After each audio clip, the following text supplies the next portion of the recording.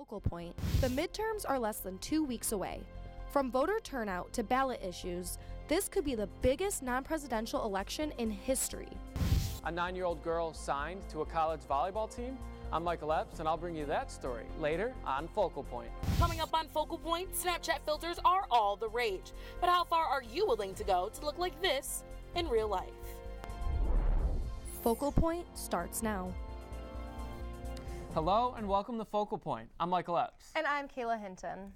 Democratic candidate Gretchen Whitmer and Republican Bill Schuette faced off Wednesday at the Michigan Gubernatorial Debate in Detroit. Focal Point's Christine Canerva was there to cover the debate. Gubernatorial debate in Detroit, candidates Gretchen Whitmer and Bill Schuette definitely had a lot to say about each other. Gretchen Whitmer's record, 14 years in this legislature, she's only passed 3 bills. Well, the Attorney General has the same talking points for every question. You forgot to use the word extreme in that one, Bill. The debate covered national issues like health care and immigration. As a mom, as a Michigander, as an American, I was outraged and heartbroken when I saw the Trump administration rip children away from their parents. That is not who we are. Those are not Michigan values. As governor, I will stand up to an administration that does that. But Attorney General Bill Schuette had a different name for her positions. She wants to disband ICE. Her Lieutenant Governor choice, Garland Gilchrist, wants to eliminate the Department of Homeland Security. And those are extreme positions. They're reckless. To issues more closer to home, like Michigan's roads and water. We need to shut down corporate threats to our water. We need to hold polluters accountable and get to work cleaning up the drinking water in the state of Michigan. And Schuette's response? I'm the only person here on this stage that made sure we provided justice for families of Flint. I'm Christine Canerva, Focal Point News. It will all be decided Tuesday, November 6th. Focal Point will give you the latest election news. Voter turnout tends to be low during midterm elections, but this year we might see a change in that. This is Eli Paulus' life right now. Plenty of coffee and lots of work. In previous years, we just haven't had the people in place that cared enough about voter turnout. Historically, voter turnout in midterm elections is low. I'm getting really nervous about election day, so. Okay, actually? Yeah. Why? I'm scared people won't turn out. But not this time. We've gotten tons and tons of people registered. I am hearing from the clerk actually that our voter edge numbers are going to be about on par with the 2016 general election, and that's just absolutely insane. In fact, Paulus says voter registration will end up 6 times higher than the last midterms. Just absolutely insane levels of voter registration. From on-campus to off-campus, Lansing City Clerk Chris Swope will have his hands full these next few weeks. We've been very busy. We are on pace to issue more absentee ballots than we did in the presidential election. There's many different reasons why some people just don't vote. Michigan's voter laws are incredibly strict and discriminatory towards young voters. People just sometimes don't see the importance of it, and politics can kind of fade into the background. People have busy lives. Thanks to the student government for pushing voters, they've made incredible breakthroughs. As I said, we canvassed every single dorm. This is the first I've ever heard of this happening by the student government, by any campaign. Now, all Eli and Chris are waiting for are the results. Voter turnout literally just doubled, tripled, got up to 50% even. That would have a huge earthquake on our political environment. Voting, make it a habit. Election day is November 6th, and early voting across the country has already started. In Michigan, the only way to vote early is by absentee ballot. And Republican U.S. Senate candidate John James took his campaign to the Michigan State tailgate Saturday. He says coming to East Lansing was a great way to talk to Michiganders from around the state and to enjoy a good football game. I absolutely believe that we must have our younger generation engaged. We have too many people in Washington who are legislating futures they're not going to be a part of. I'm a millennial myself, and I recognize the importance of having a voice on the floor of the U.S. Senate finally. James is running against incumbent Senator Debbie Stabenow, who also has been actively campaigning for re-election across the state. Marijuana sometimes is called a gateway drug. After November 6th, it could be called legal. Focal Point's Tatiana Hemphill has that story. Tatiana? If passed here, Michigan will have the lowest tax rate in the country at 16%. And by 2023, Michigan is set to make $287 million in tax revenue if it's passed. Marijuana legal first, but now voters will get the choice to make the change in Michigan. For people who are 21 and older, with limited amounts. A long-time battle for the coalition to get Proposal 1 on the ballot for the November 6th election. In Michigan, when you want to try to get some type of a legislative initiative on the ballot, you need to file a petition with the Secretary of State. And that petition has to have a certain number of signatures in order for it to be eligible to go on the ballot. The initiative was approved by the state in May of 2017, and between May and November of last year, the campaign collected 360,000 signatures. Now, that exceeded the amount that they needed of 252,523 signatures. Go to things like roads, schools. It goes for research. The freedom to have up to 2.5 ounces on your possession and up to 10 ounces stored in a locked container at home. Officially making Proposal 1, the recreational use of marijuana, on the ballot for November 6th. We arrest 20,000 people in Michigan every single year, the vast majority of which are for possession charges of an ounce or less. But some believe that it will lead to addiction increases in the youth. The young man who I was a legal guardian for, who died at the age of 19 6 years ago, as sort of an indirect result of heroin addiction. His addiction started with an addiction to marijuana. Healthy and Productive Michigan is the organization against Proposal 1. They fear that if the ballot initiative passes, addiction will increase in the local communities. Form that may be attractive to kids, like gummy bears and lollipops and things like that. I'm worried about that. Marijuana is legal in 27 states across the U.S. and only recreationally in 7 states. Maybe Michigan will be next. Back to you, Kayla. Public access channels could go black if a pending Senate bill and FCC regulations are passed. Home TV, a government access channel that serves the Meridian Township, Hazlet, and Okemos, is already seeing budget cuts due to Senate Bill 6-37, which regulates wireless service providers. Home TV's telecommunication director, Deborah Guthrie, says if a new Senate bill is passed along with FCC regulations, it could be the end of their 40-year stint. When you have this trifecta at the national and state level that's happening, you slowly erode public education and government channels. Guthrie says if the culmination of these regulations and bills pass, Home TV and other public access channels could be charged to be on the cable system. Well, Snapchat filters have become an increasingly popular way to have fun with the social media app. But Focal Point's Deja Green shows us how these filters are blurring the lines between fantasy and reality. Among other platforms, Instagram is a popular one for college-aged adults. And that's just because it captures the visual. But what's happening on Snapchat is more than just a newsfeed nowadays. Documenting your life through Snapchat is a popular trend. I use it every day, all day, every day. Nicole K loves Snapchat and its filters. Of course, we like to look a little dolled up sometimes. Especially the filters that, in her mind, make her look better. It's perfecting your face, and without it, it's like, oh my God, do I really look like this right now? But then with it, it's like, oh my gosh, I look so pretty. First, these filters were simple, like a butterfly crown, but now they've gone to a whole new extreme. This particular filter slims out my cheeks and even thins out my nose. Snapchat dysmorphia. It's a body dysmorphic disorder. You see yourself so many times through that filter, you start to imagine that that's the way you should look. And you get an unhealthy fixation on that idea. Some Snap users think their filters look so much better that they're asking plastic surgeons to make the changes. Dr. Zawaya Heisen says when that happens, there's usually a much bigger problem. You have to have a very honest conversation with them and say, hey, you know, that's not really how people look, and that's not how people perceive you. Life doesn't come with an airbrush. I think that's a little crazy. I think it's crazy. It's Snapchat. It's a made-up filter. You should love yourself the way you are. Dr. Zawaya Heisen encourages people to be comfortable in their own skin. They're missing out on the reality that people see you, people love the way you look in real life. And life is much more real than an app. In East Lansing, Deja Green, Focal Point News. Dr. Andrew Zawaya Heisen says he hasn't personally encountered anyone who desires to look like their filters, but he says it is an emerging phenomenon. There is a new way students have been getting around campus. That's right, Kayla. And it's not by electric scooters. That story and more coming up.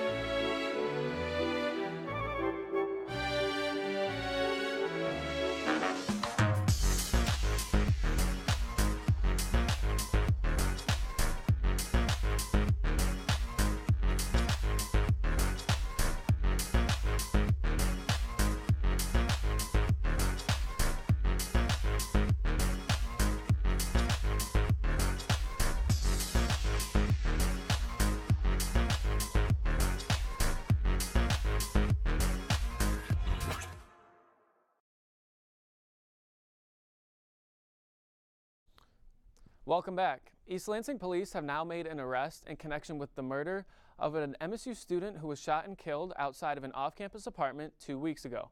Focal Point's Samantha Bassarico has the latest on this case. 25 East Apartments, located at Abbott and Lake Lansing Road. Overall, that is a very safe area within the city. But how safe the area is became questionable. So I was up at like 2:30 in the morning, just like laying down like on my laptop or whatever, and I heard what I thought was a gunshot, and I didn't know if it was like a car crashing or a gunshot. Gunshots that killed 22-year-old MSU senior Isai Barones. So we're on the 3rd floor of the building, of Building 7, and it happened right outside of Building 7, like our building, right in front of it. So I think it initially started by the bike rack. So it started like right outside my door by the bike rack and kind of moved over towards like in between our building and another building. The shooting happened right here at 25 East Apartments. The police say the suspect is a 30-year-old Mississippi man. We did make an arrest in the homicide case from the 2500 block of Abbott Road. That arrest was made in the city of Grove City, Ohio. The suspect is still currently being held in Ohio. He was taken into custody without incident, and his extradition back to Michigan is pending at this point in time. The police are stressing to the residents in that area that there is no widespread threat to the community. The two parties that were involved had a connection. It was not a random act of violence by any means. So based on all the information that we've learned throughout the investigation, we don't think that there should be a threat or a worry to the residents in that area. I'd say we're more cautious for sure. Like we always lock our door, like make sure everything's locked. In East Lansing, Samantha Bassarico, Focal Point News. The police still have not released the suspect's identity and are waiting for him to be extradited from Ohio. Scoop bikes are free and no more hard alcohols allowed in fraternities. Yep, there's a ton happening on campus right now. Deja Green has those stories and more in our on-campus report. Thanks, Michael and Kayla. A hard alcohol ban will be imposed on fraternities beginning next fall semester. MSU's Interfraternity Council voted unanimously to ban any alcohol above a 15% content. The news came into a letter from council members posted to the MSU Fraternity and Sorority Facebook page. The ban will be imposed on all 29 houses in September 2019. Guillermo Flores, Assistant Director of Fraternity and Sorority Life, says this was a student-driven initiative. So fraternity-wise, like you see what's happening, and this isn't just recent. This is all the time in terms of assaults, sexual assaults, fights, drugs, anything like that. High-risk behavior, high-risk organizations. We need to make sure that the students, they're the ones that wanted to do this to get ahead of it, because people want to make sure they're having safe environments. Students can get around on campus by foot, bike, skateboard, kata, and most recently the Bird and Lime scooters. But now there's another alternative. Bet you've never seen anything like this on campus before. It's called Scoop, a free service created so students don't have to pay for transportation or walk far distances. To ride in a Scoop, all you have to do is simply wave them down like a taxi cab and get in. Every Scoop has a complimentary phone charger, water, and speaker to play your music. Students can hop on a Scoop and ride just about anywhere, from as far as the Breslin Center to downtown East Lansing near Albert Avenue. That ride that's a little bit too far to walk, yet too close to pay for a ride. So when I kind of tapped into that need, we started looking into low-cost, energy-efficient, eco-friendly forms of transportation, and we ultimately got to the pedicab. Scoop is funded with paid advertising on the back of the bike. It operates during the day for class from 8 a.m. to 4 p.m., during dinner from 5 p.m. to 10 p.m., and for nightlife from 11 p.m. to 2 a.m. The MSU College of Music officially broke ground on the new Billman Music Pavilion this past week with a ceremony that included live music and donors digging some dirt. Towards the middle. 1, 2, 3. The $35 million project includes 37,000 square feet of new space along with new rehearsal space for students. The new pavilion is named after MSU alum and lead donor James K. Billman. Speakers included MSU interim president John Engler and College of Music dean Jim Forger. Well, we have been advocating and working toward new facilities really for the last 15 years, and we've been able to do some incremental improvements through Cook Recital Hall, Fairchild Theater, and some other facilities. This particular facility we've been working on for 2.5 years. The project includes the current music building renovation and the new construction. A completion date is scheduled for July 2020. That's what's happening on campus. I'm Deja Green. With the cold fall weather coming in, it's time to bundle up and head to the movies. Tiara Riddick has our Movie Minute.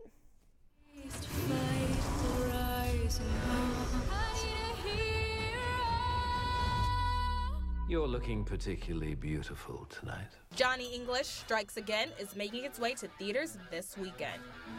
You have a problem. Good. Called out of his retirement, Johnny English, otherwise known as the world's greatest spy, must overcome challenges he faces with technology to ensure a successful mission. This action-packed comedy will bring nothing but laughter.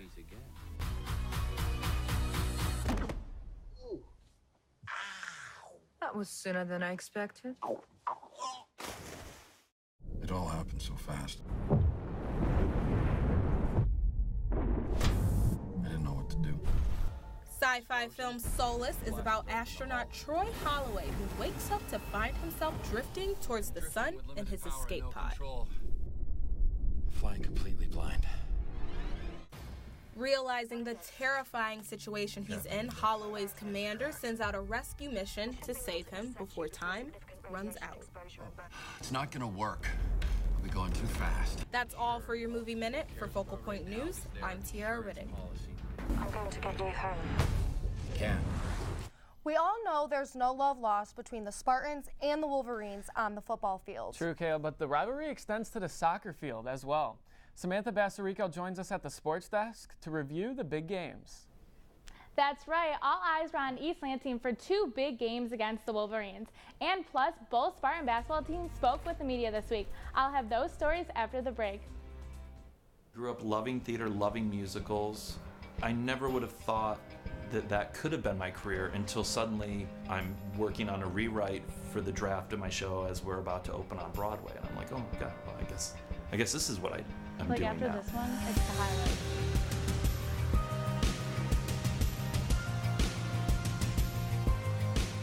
Because I came out to LA not knowing anyone, I would have my internship from 7 in the morning till 7 at night, and I would stay on the Disney lot in this office from 7 at night until midnight because I also didn't own a computer.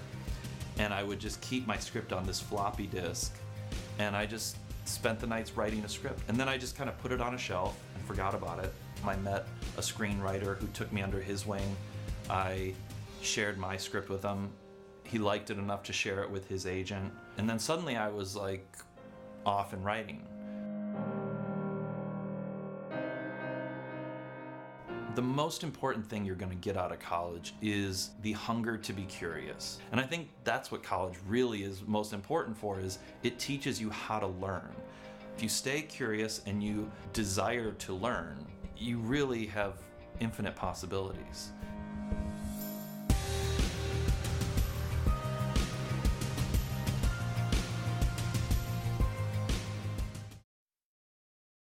Welcome back to Focal Point. I'm Samantha Bassarico. MSU football restored their Big Ten title hopes with a huge win at Penn State.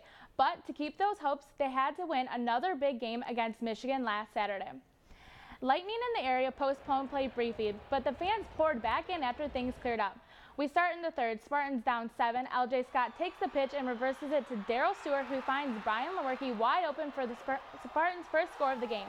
Later in the third, quarterback Shea Patterson airs it out to Donovan Peoples-Jones, who evades one tackle and takes it 79 yards to house to make it 14-7 Wolverines.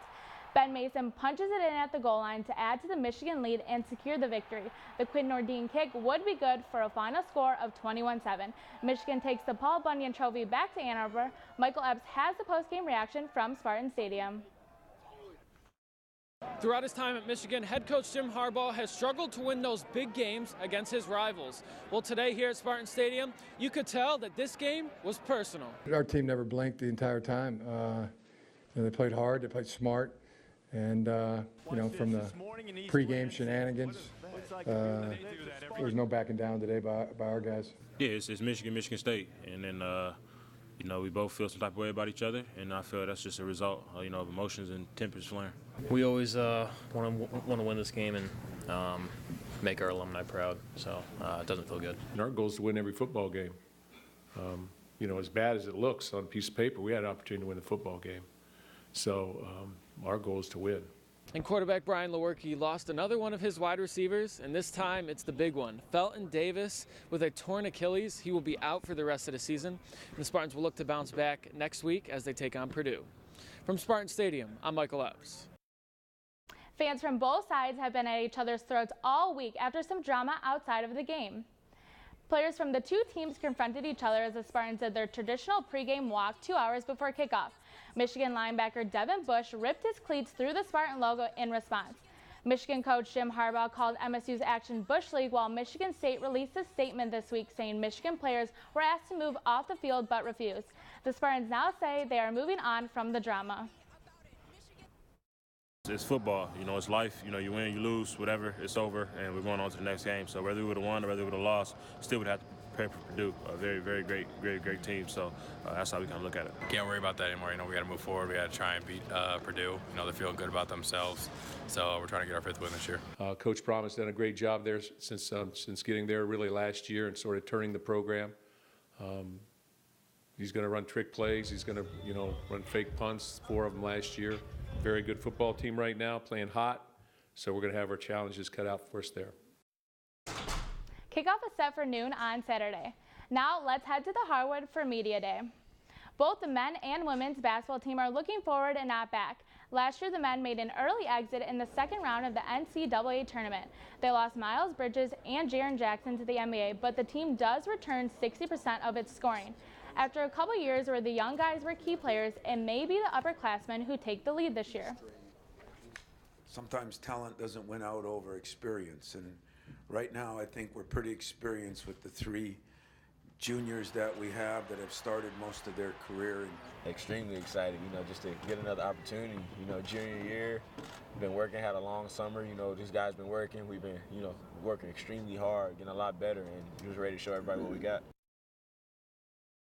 As for the women's team, they returned 4 of the top 5 scorers from last year's squad. But MSU isn't getting much attention as a team to watch in the Big Ten. The team says that's just the way they want it to be. I love that. I love being the underdog because no one expects you to, win it all. So I think we definitely have the capability to do that. Like I said, we're just really excited. I do love this team. I really do. I think they have a lot of really good pieces. I think some of the changes we've made have been positive, and now it's just about implementing, staying the course. The women's team will play an exhibition game November 1st against Hillsdale. The men take on Northern Michigan on Tuesday before they get their regular season started against top-ranked Kansas. The Michigan State's men's soccer team looked to keep a strong season going as they took on Michigan on Tuesday. Winning this could get them in position to host a Big Ten tournament game. It was scoreless at halftime, but here's MSU on the attack in the second. Jake Beck finds the ball off a deflection. He sends a strike towards the goal, and it gets past the Michigan goalie. Spartans go up 1-0.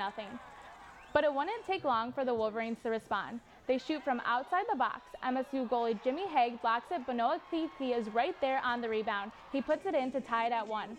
After 2 overtimes, they still cannot declare a winner. Michigan and Michigan State tie for the Big Bear Trophy. It means a ton. I would have loved to go out my senior year with a win, but I'm proud of the guys. We went after it. We had probably the majority of the chances, so I'm proud of them. I like this team. I think we're getting better, and I think the mindset is getting ready for a good run here at the end of October and early November. The Spartans won the trophy last year, and because of the tie, they get to keep the Big Bear in East Lansing. That's what's happening in sports. I'm Samantha Bassarico. All right, we have one more sports story for you, but this one isn't at Michigan State. For this, we travel south on I-69 to a small town called Olivet. Olivet College is a Division III school, and let's just say they've signed some pretty impressive athletes. 1,000 students attend Olivet College. 2/3 of them are athletes. Oh yeah, I'm so red, yep. At first glance, 3 of them might look like they don't belong, but they most certainly do. He loves it, yes. Yeah, he's just one of the guys. There's a height difference, obviously. All 3 linked together by challenges, not in sports, but in life Aiden and Leanna and Vincent battle cancer, too. She is actually still on chemotherapy, so it's still present. It probably will never be gone, but it is stable right now. Team Impact is an organization that takes children struggling with life-threatening illnesses and pairs them with college sports teams. Being part of the team, I think for him was like, wow, like, really? Like, I get to do that? They get their own signing day, just like the players. Oh, she loved it. She loved the camera being there, and she thought she was famous. And for Aiden, he joined more than just the sports team. It's kind of like playing with nicer kids with me, because every boy at my school is mean to me. Why is that? I don't know. He's been having a lot of bullying issues at school right now, and it meant a lot to him. When he came home from school the other day having a bullying issue, he immediately wanted to video chat them. They don't make fun of my clothing. They don't say mean words to me. They're like better of a friend. They may know a lot about sports, but this is an opportunity to learn more about life. Because he's been around a group of guys that really are willing to work hard, and with the hard work rate and having Aiden on the team, I think that's really kind of boosted his morale and our morales, and I just think it's really important that he's here. And all three of them have been medically cleared to participate in low-impact sports. And finally tonight, it's that time of year again to bring out the hot cider and the scary decorations. Families came in packs, flocks, and herds to the annual Boo at the Zoo Festival at Potter Park Zoo in Lansing. Not only can visitors enjoy the animals, they can stop at candy stations for trick-or-treating and wind their way through a straw maze. Local businesses also set up tents and other activities to keep children entertained throughout the day. Kids will have one more chance to celebrate the zoo this weekend. All right, well, that's all for this week's edition of Focal Point. I'm Michael Epps. And I'm Kayla Hinton. We now leave you with the sound of the MSU Wind Symphony from Thursday night. Have a great weekend.